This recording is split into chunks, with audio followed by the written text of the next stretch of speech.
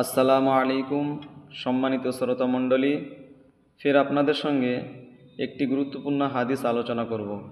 হাদিসটি হলো, আমাদের ঈমানের কয়টি শাখা পোশাখা আছে সে বিষয়ে আলোচনা করব ইনশাআল্লাহ। আপনারা মনোযোগ সহকারে শুনতে থাকেন। নাহমাদুহু ওয়া নুসাল্লি আলা রাসূলিহিল কারীম, আম্মা বা'দ, ফাউযু বিল্লাহি মিনাশ শাইতানির রাজীম, বিসমিল্লাহির রহমানির রহিম।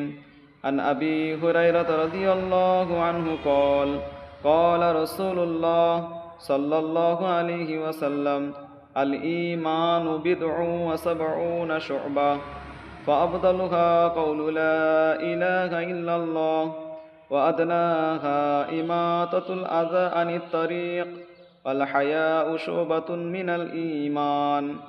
হযরত আবু হুরায়রা রাদিয়াল্লাহু আনহু বর্ণনা করেন, রাসূলুল্লাহ সাল্লাল্লাহু আলাইহি ওয়াসাল্লাম ইরশাদ করেছেন, ঈমানের 70-এর অধিক শাখা আছে।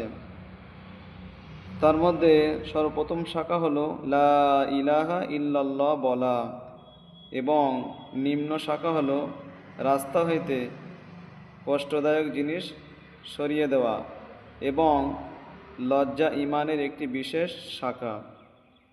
হাদিস থেকে আমরা এটাই বুঝতে পারলাম যে ঈমানের প্রথম শাখা হচ্ছে লা ইলাহা ইল্লাল্লাহ বলা, সর্বশেষ শাখা হচ্ছে রাস্তা হতে কোনো কষ্টদায়ক জিনিস সরিয়ে দেওয়া, আর লজ্জা ঈমানের একটি বিশেষ শাখা।